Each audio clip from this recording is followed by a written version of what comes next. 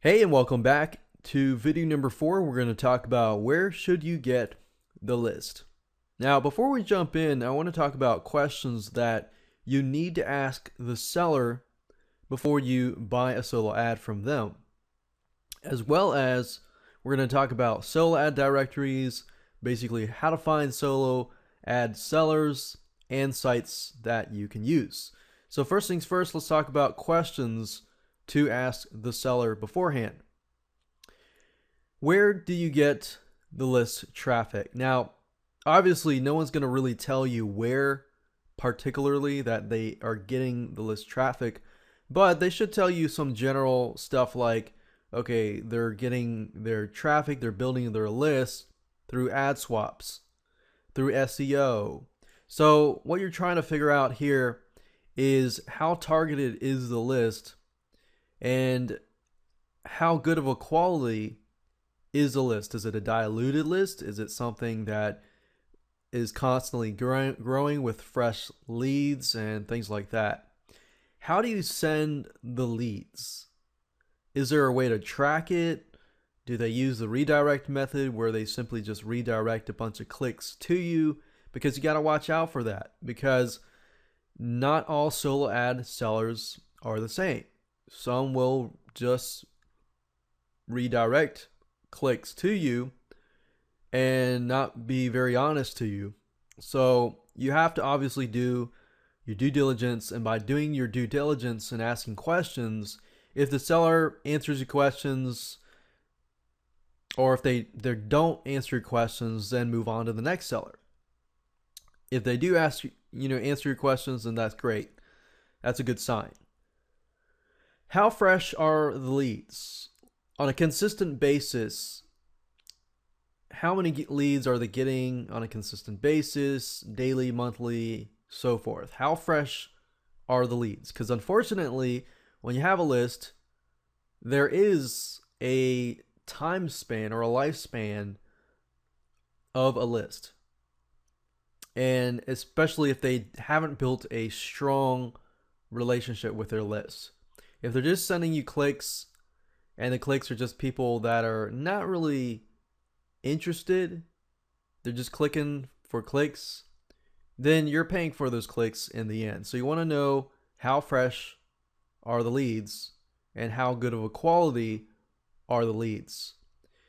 Another thing you want to figure out is if they are using ad swaps to get their list traffic, then what kind of types of niches were the recent ad swaps? If you have an idea of the recent niches, then you have a better idea of what kind of people on their list are interested in certain niches. So if you have people that signed up for WordPress, for other types of blogging, for WordPress plugins, that's a good list to go in if that's what you want to go into. But if their list deals with something totally different, then you may want to be aware of that, and you may want to avoid sellers if you feel like the niches that they're doing ad swaps doesn't really relate to your own niche that you want to build the list around. Audience questions. What kinds of people are on your list? For example, how many customers are on your list? Maybe not everybody can really tell you exact numbers, but they can tell you, okay, this list here is mainly ad swaps, or this list here has partial customers, partial ad swaps.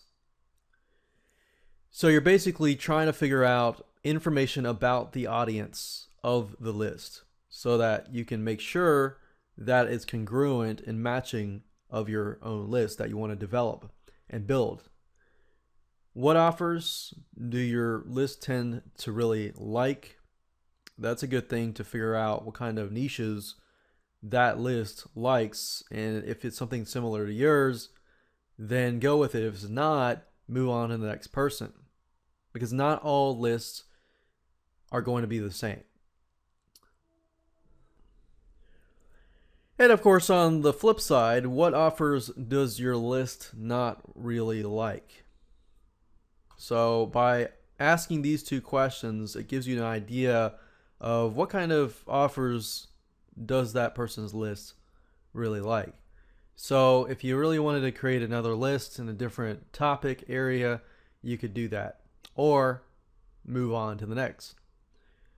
So in regards to the above two questions, what's the average open and click-through rate for those topics? And open rate, if you're not aware, it's just when somebody opens the email. And then click-through rate is when somebody actually clicks through after they decide to open the email. So for example, you might get a 50% open rate, but if only 10% of the 50% of the people click through, then that would be open and click-through rate for those topics. So that way you get a better idea of a measurement of what people like and what people don't like. Another question is, what is the typical time frame that the clicks will be delivered? You want to find that out, because maybe that the clicks cannot be delivered until a whole time span of several weeks or a month. So you want to know, on average, normally what is that like, and what kind of experience you will get too. Now that we've covered the questions, let's move on to showing you which sites to use and where to find solo ad sellers. So it really depends on what niche you are in.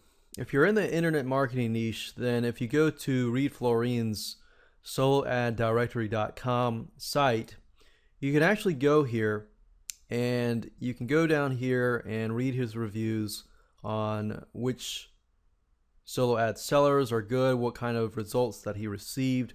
For example, let's click on one of these.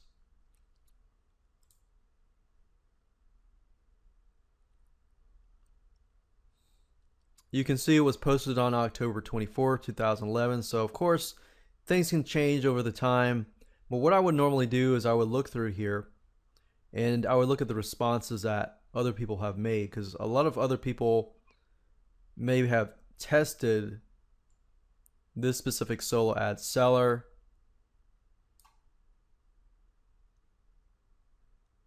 And then if you see something consistent like do not pay any money, blah, blah, blah, you will not get your clicks, stuff like that, then you might want to be aware of trying to avoid that particular person. So what I would do is I would just basically go through here, and let's say, for example, it is an old 2011 post. What I would do is I would just look for the names and I would go Google these names. So I would Google this person's name,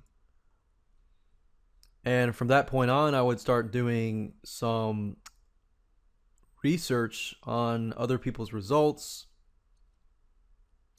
what other people are getting, solo ad results.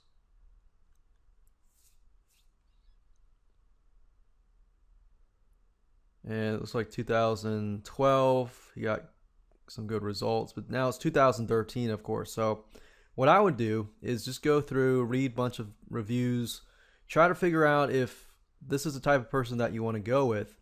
And if so, what I would recommend doing is try to see if they have smaller packages, like $50, pay $50 for so many clicks, versus paying a couple hundred and so forth. So I would test out the list first. If I got some good results from the list itself, then I would ask for a bigger package. I would warn you against going with a big package first, which is a lot of clicks first, so you can actually test to make sure that it actually works. So this is one directory if you're in the internet marketing niche, but like I said, some of these reviews are older, so if you click on the reviews, make sure that you read the other reviews down below. Like as we can see here, it's all the way to 2013. So that's a good sign that people are testing it out and letting you know what is actually happening. So, but I would compare that with going to the Worry Forum or Google to figure out more about this person, do your due diligence, and then go from that point. don't ever take anyone's word for it. Do your own research. And ashleygo.com/solo ads. I've heard good things as well, so check that out. And another site is safe-swaps.com. Go here, create an account, but basically you can do a search in the directory for ad swaps, solo ads, and many more. For example, if I go here and I log in, you can do a search for, how many clicks you want.